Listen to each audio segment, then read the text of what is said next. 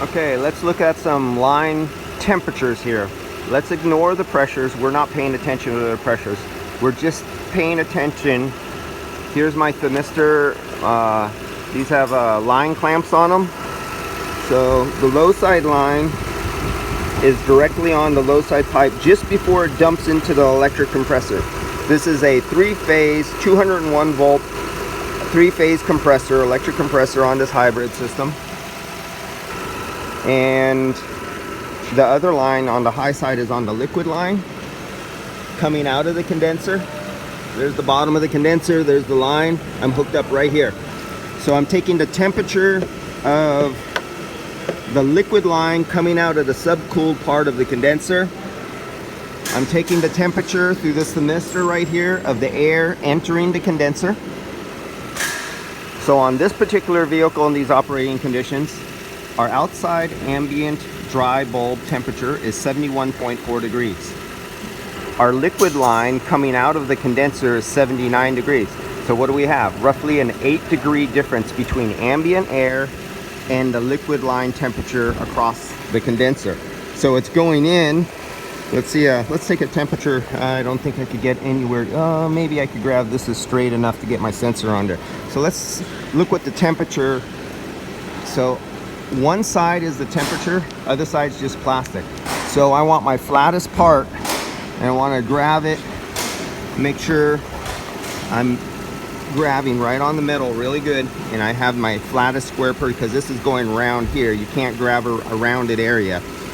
So I'm on the flat part. Let's take the temperature of the going in. So here's the inlet, 94, 95. It'll probably go up to 97 degrees because it's warming up the clamp and the sensors because it has a little bit of mass to it before it gets up there. 96. So let's say 96. And what was our temperature coming out of the condenser? 78. So we have roughly 18 degrees delta difference between the inlet gas, high pressure, vapor gas going into the condenser at this fitting. Then we have a lower temperature liquid gas coming out of this, and we have roughly an 18-degree drop of temperature going through this condenser. Then our temperature dumping refrigerant, this is that extra, this is why it's so important to have a full charge of refrigerant, not just guess and shaking cans and make it cold. Who cares if it's cold for the passenger? You got a $1,200 compressor right here. You want to keep that thing cooled and lubricated. So we got 44 degrees of vapor refrigerant dumping right onto the windings and the electric, because this one has the inverter, the newer style. It has the inverter, that square box you see on the top up there. That's all the electronics that get hot.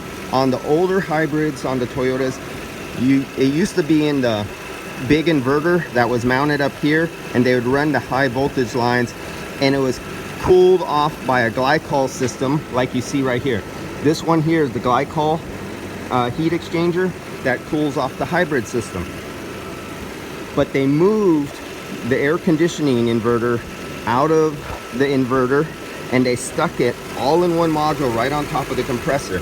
So to keep both the inverter, that makes a lot of heat, the high voltage windings in the motor, that makes a lot of heat, and then you have the physical friction of compression and friction of bearings and everything that make heat. All that heat needs to be removed, and it needs this cold flow of refrigerant to come back to the compressor. Very important. So if you don't have enough cooling back to your compressor, it will work, but it will have a shorter life. All right, guys, see you later.